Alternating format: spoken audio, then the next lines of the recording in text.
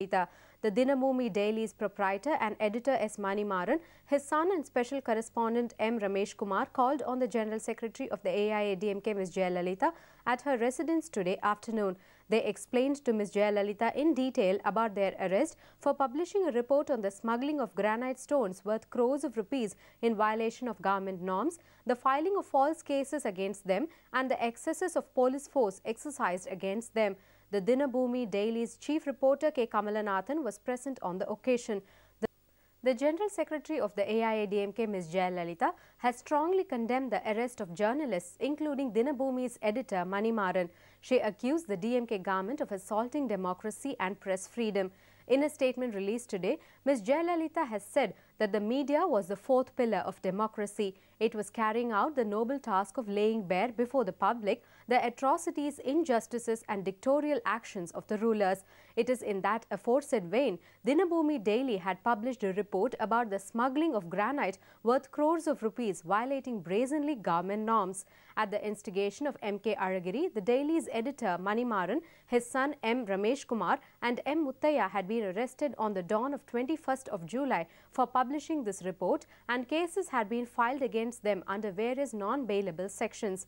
Reports had appeared in newspapers that when the bail petition in the case came up for hearing before a court in Madurai, on the advice of the Chief Minister, the prosecution had not objected to the release of the arrested persons on bail and that some of the cases filed against them had been withdrawn.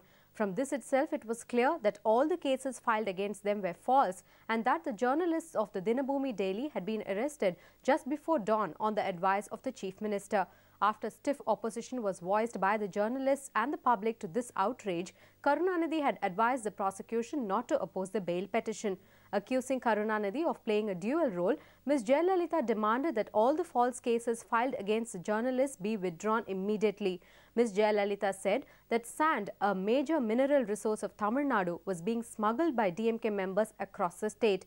It is common knowledge that the Karunanidhi government had not taken any action against sand smugglers only because Karunanidhi's family was earning revenue from the sand smuggling. Under such circumstances, after a newspaper published a report about smuggling of granite stones worth crores of rupees, the minority DMK government's police department had arrested the newspaper's editor and other journalists late in the night at the instigation of Karunanidhi. Such an action would naturally give room for doubt in the public mind that it had been done because Karunanidhi's family's revenue was under threat.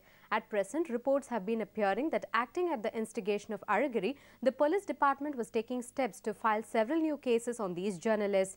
When the case relating to smuggling of granite stones has been pending before the Madras High Court, the minority DMK government's action and the police department contemplating filing charges against the journalists were nothing but the height of repression. Ms. Jayalalitha expressed her strong condemnation of the DMK government's action and pointed out that the minority DMK government's end was fast approaching. More